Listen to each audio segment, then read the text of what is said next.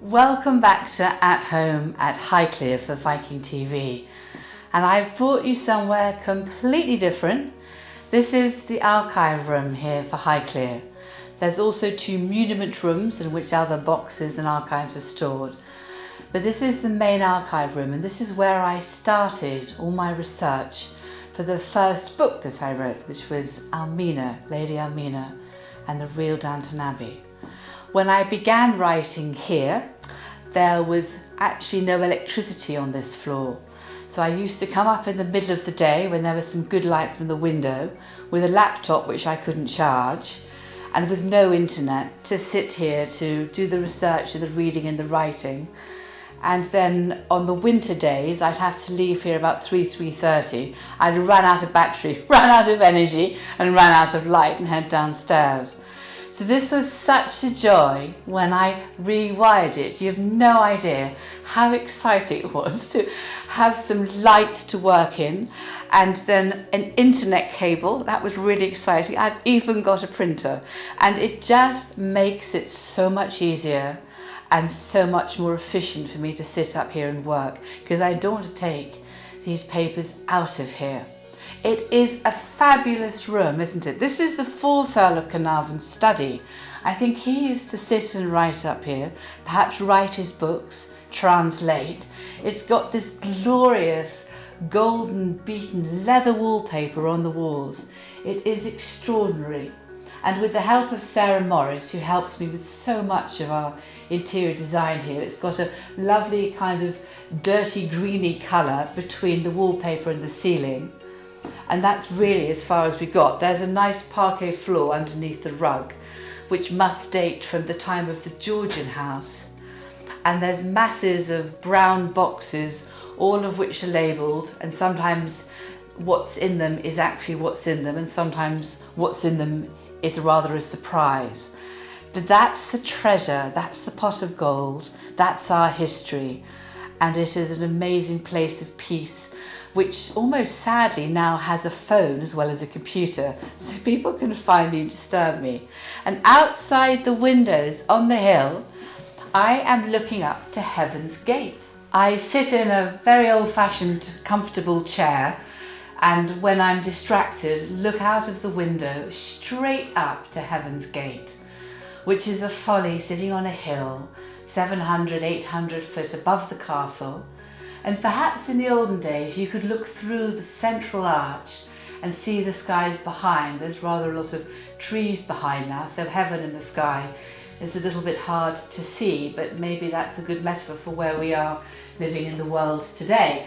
That was actually built in 1737 by Geordie, my husband's ancestor. It was built as a tea house, somewhere to go and look back to admire the views, and for us sitting here to admire the views looking up at it. I think it's called Heaven's Gate because of Shakespeare's sonnet number 29, which is a beautiful poem which begins, "When in disgrace with fortune and men's eyes, I all alone beweep my outcast state, and trouble deaf heaven with my bootless cries." It goes on like that, basically saying we're looking the wrong way, contented least with what we most enjoy.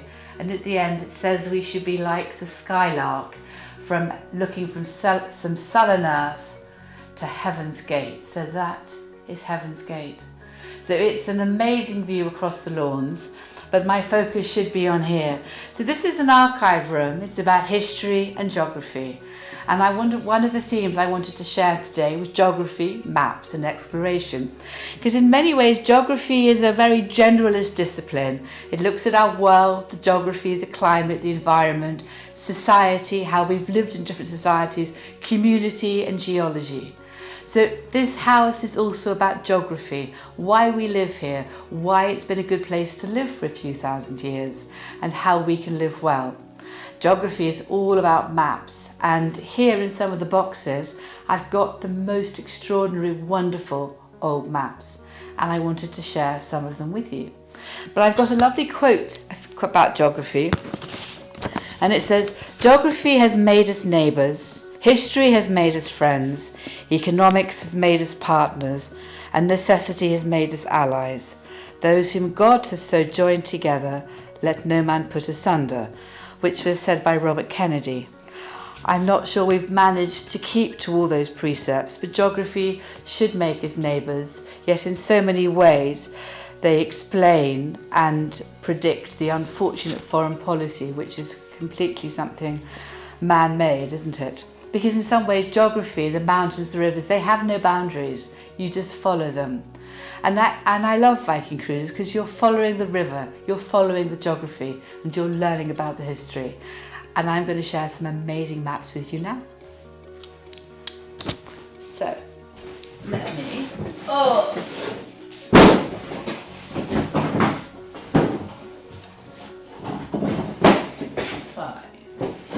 Some maps. I think they're always at the bottom. I think that's not nearly big enough. Look. Now you can go there. And this one. And here. And that's what I'm looking for.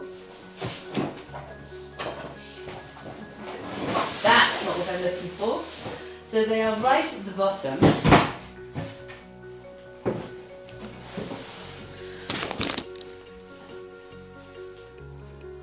So Geordie's family have been amazing travellers.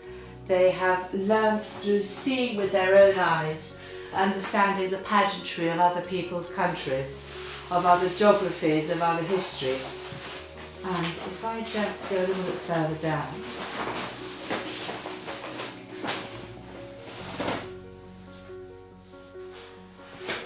what should I pull out? Where's that? St. Christopher's. That's America.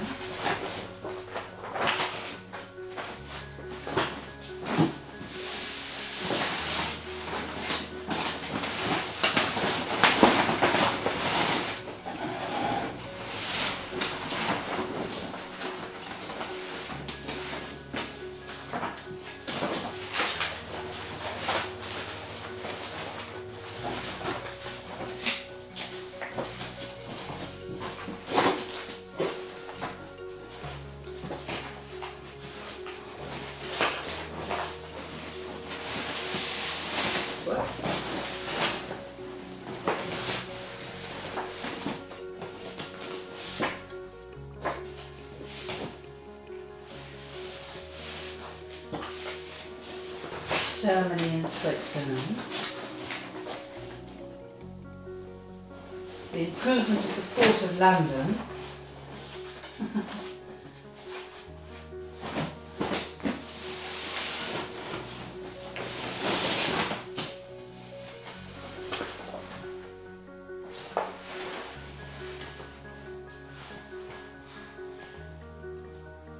Oh, that's Italy, isn't it? So, just map.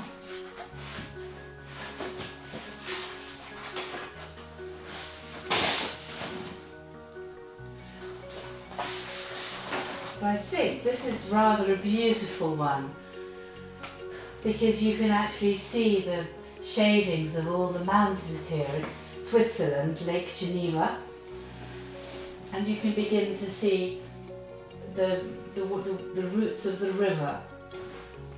You wouldn't really know this was necessarily a country, would you? But in a sense it's bounded by the geography of the mountains.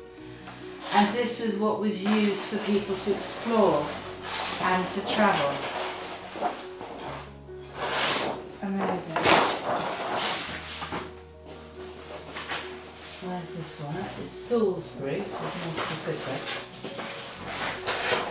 Scotland.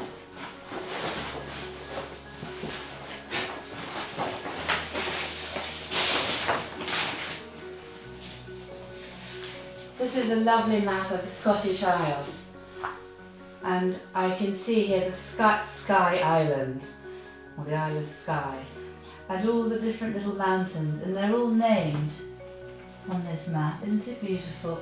Lewis. And I know there's a tour around the north of Britain and around Scotland. And that's one of the best ways to see these extraordinary inlets, which in many ways also resemble the fjords of Norway on the other side. Surrey and Counties Arabia. That one. Channel. I know we've got some old maps of America and Canada. That's the Bahamas. Where is that?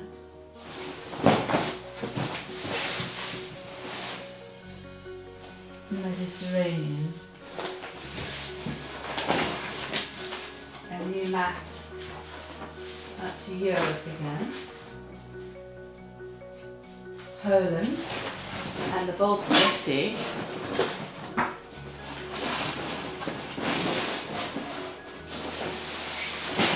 Oops, there we go.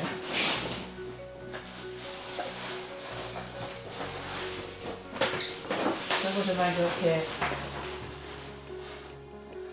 And in some ways the maps and the lines that we've all drawn on this earth are part of our history and part of our arguments, sadly, aren't they, as well?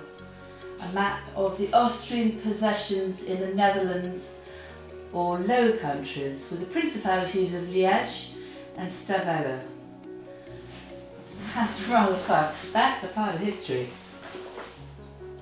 Definitely. Neueste Karte von Polen und Litauen.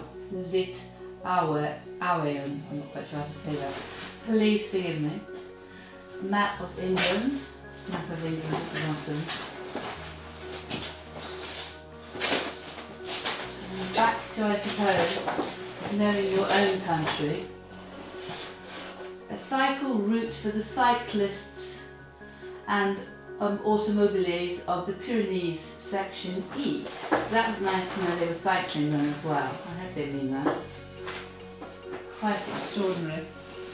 It's a little view. I sort of think that with all these different rivers to explore through the heart of Europe to understand how people travelled in the past, it is such an eye into the extraordinary world in which we live, to the mountains, to the rivers, to what you can see as you go, and perhaps it's a good way to travel as well.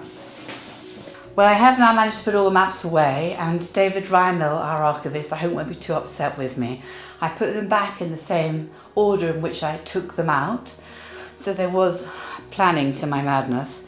But I just wanted to take you back and think that when King Cuthred of Wessex first granted Highclere, where I'm standing now, to the bishops of Winchester, he did it with a charter in Anglo-Saxon and Latin, and of course it marked out the history of the home by using geography, by being points of reference. So geography, which is so often forgotten about in schools today, is so key because it gives us the point of reference. And it begins, Arrest of Hildenhui on Hunigweg and Langvegas on Bregwistan, of Tham Stanner on Squeakwiscan, which basically means that it's beginning from the Hilden Weg, from a Hilda's Barrow along to Hunigweg, the Honey Way, and then it from that stone to the Sheep Wash. So they're using stones, hills, barrows, honeyways to demarcate what was then given to the Bishops of Winchester, geography and history.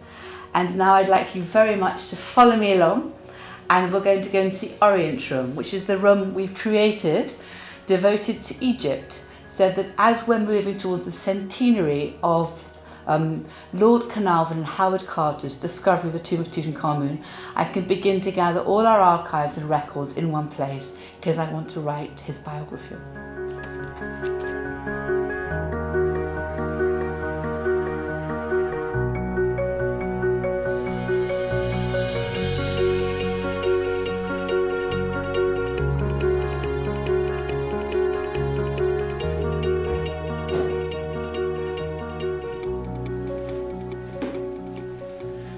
So this room is called Orient. It's on the top floor, it faces east.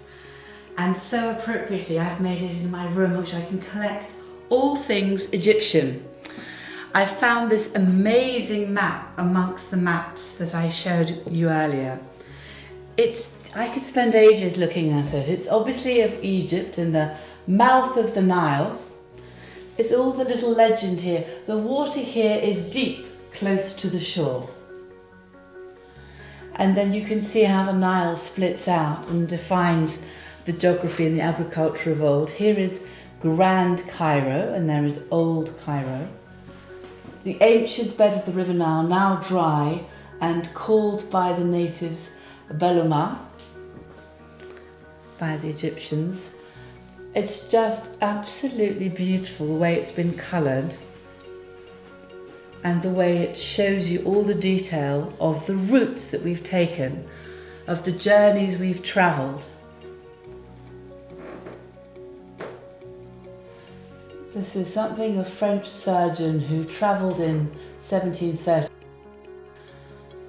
Something rather, heaps of ancient ruins in his trek. And then a monastery of it, 2 monasteries marked there, 3 in fact. Lake Nitron, monasteries of the Copts, that's what it is. So geography and maps tell us so much about our history, and it's just sailing through the rivers and the Niles and exploring the world. It's not our world, we're just living on here for a time, just as I'm just looking after Highclere for a time. But I'm now going to go and sit down. I've got a new desk and a very nice comfortable chair and my computer, which now works. Again, I've got internet, so exciting, and light. And I'm going to answer some of the questions. There were so many questions last week, so now is my chance to pick some of them up and share some of the stories. I think they're over here.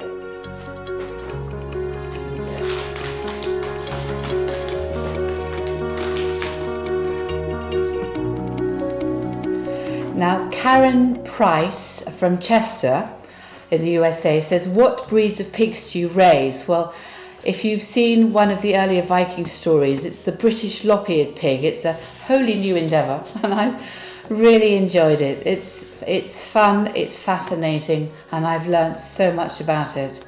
So I hope they have a really nice life here, and it's a really good way for animals to live. So that's part of the ethos as well. Lynn Parks from Grants Pass, the USA, comments that she really likes my Monday morning blog. Thank you, Lynn. I enjoy writing it. It's become part of my week. I'm always thinking about what my next one is, and I tend to start writing it and then editing it. Sometimes I'm ahead, but normally I'm not. And what I'm doing is I'm now doing a podcast every Thursday, and I'm also putting the links to that on the front of my blog and slightly reconfiguring it so it's easier to find and for hopefully you all to enjoy. It is whenever you want to choose to read or to listen, perhaps as you're going in a car somewhere, if you're allowed out on trips to the supermarket or garden centres, and I think some of us are in different parts of our lockdown regime. Stephen White from Morrison, USA says, thank you for your talk on gin the other week. I purchased 2 bottles, and can you put your cocktails up on the Viking website, which I think is a brilliant idea.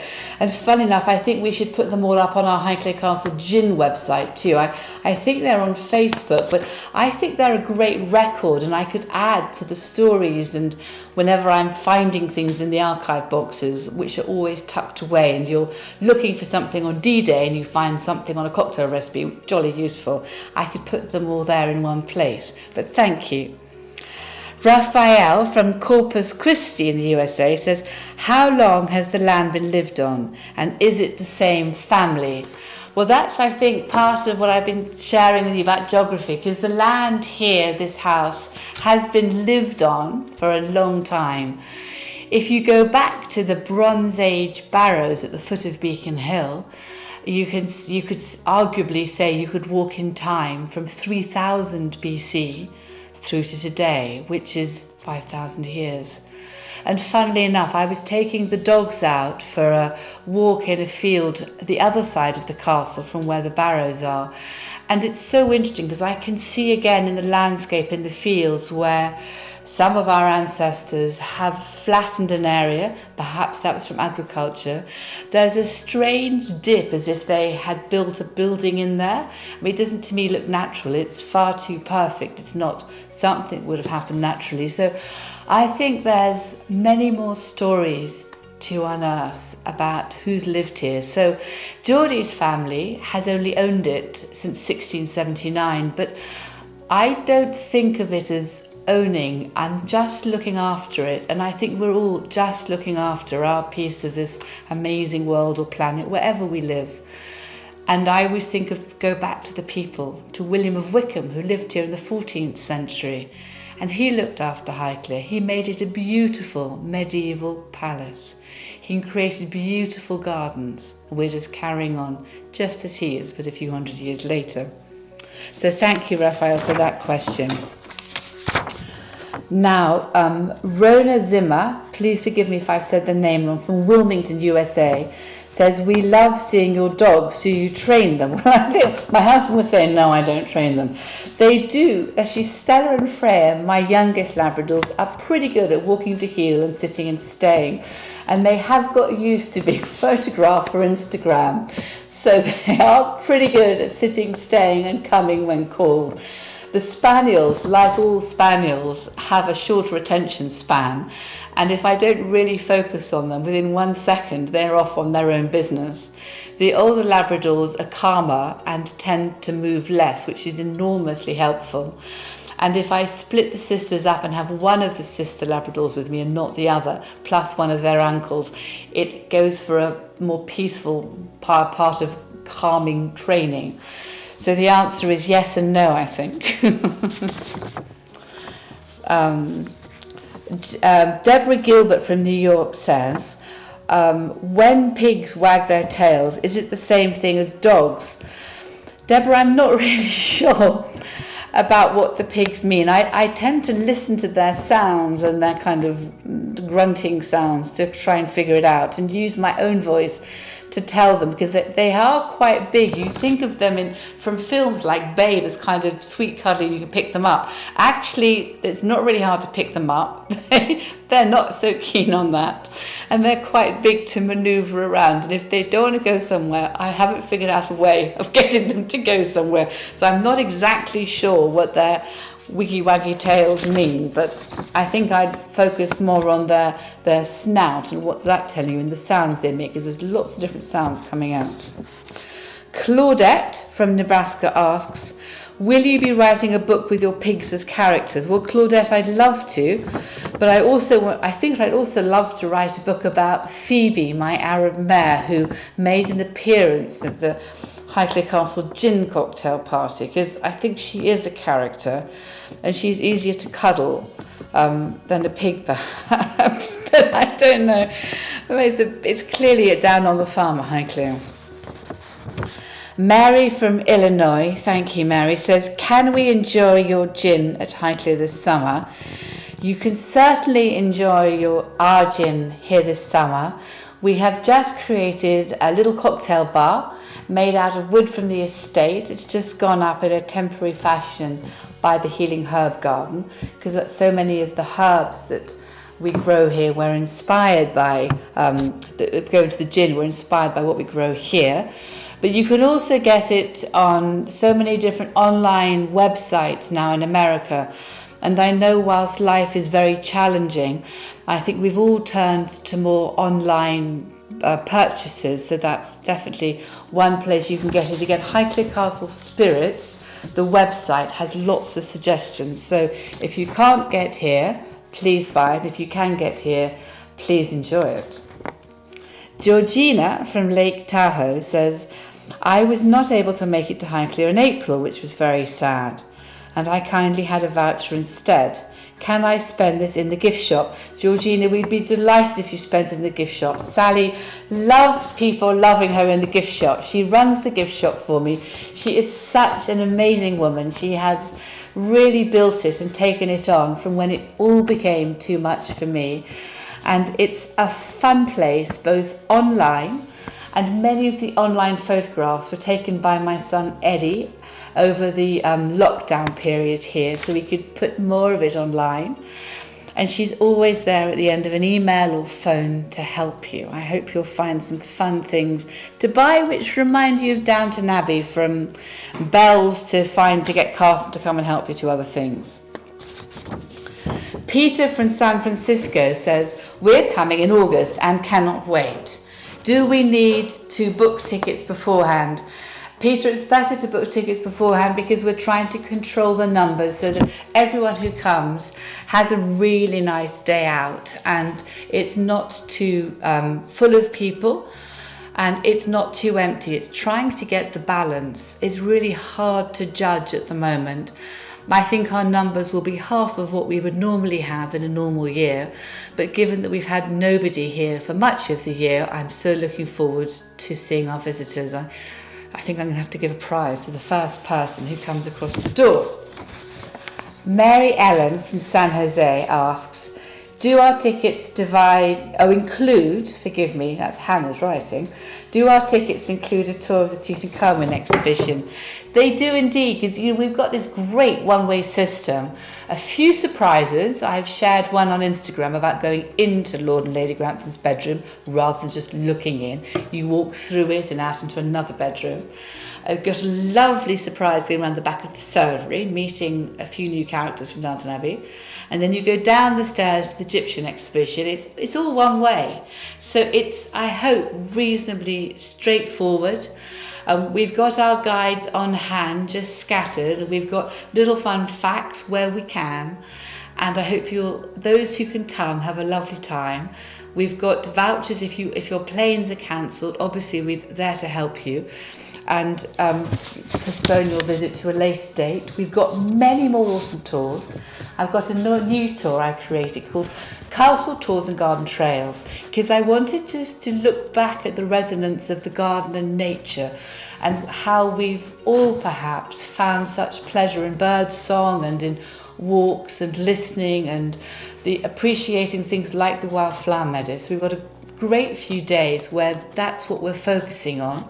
So they're running through September and October, and I hope people so enjoy them we can run them again next year. But the next question is from Wayne in Chicago, who says, we're coming to the UK at Christmas. Will you be open then? Well, the answer is we'll definitely be open. I think we all need Christmas. So firstly, a bit of a sell. I wrote a book about Christmas at Highclere. You can get it on Amazon wherever you live. Brad from Philadelphia says, can you stay nearby? Well, you certainly can, Brad. I know Viking do quite a few tours which are based out of Oxford, which is about 30 miles to the north of us. But there are many local hotels and pubs. There's the Pheasant pub in Highclere Village, which is cute. It's just got 8 bedrooms. There's the Wellington Arms, which is another, 6 or 7 miles away in another direction, which has got outstanding food. They have their own vegetable gardens, and they've got a huge emphasis on delivering delicious home-baked bread and foods every single day. There's some hotels as well, depending on what experience you'd like. So it's very easy. We are most fortunate, and I think that, like I'm sure where you live, all the bed and breakfasts and hotels and pubs will be so happy to see you all and be able to open their doors.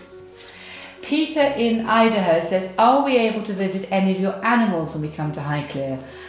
Peter, we can't really take people around to see all the pigs and the farm animals at the moment. We're very cautious because of the world we live in, particularly at this time. We might try and put some more photographs up, actually. That's a really good idea I've suddenly thought of. Sometimes you might see me coming back with the dogs. I tend to go for an early morning walk when we've got visitors around and then disappear back in. So sometimes I've got a dog with me. And the horses are scattered in the fields around, so you probably will see them as you arrive and as you leave. So I hope you catch an eye of them. They actually add so much to the landscape, they make it come alive. Mary from Philadelphia says, I recently read Lady Catherine. Thank you, Mary, so much. And having already read Lady Almina, I loved both books. And do you have plans for any more books? Mary, I do. I thought I'd have time to write over the last few months. I've had no time to do anything lovely like that. And this is one of the rooms I want to sit and write about Egypt and Almina's husband, the 5th Earl of Carnarvon, and look at the story and history from his point of view and his life and growing up and what he went through. And I also want to write another book as well next door, more about the gardens, which I hope you might enjoy as well. But I want to say I think I've come to the end of my time with you today. Thank you so much for joining me at home at Highclere. And thank you so much for Viking.TV for asking me to be part of their week. Thank you.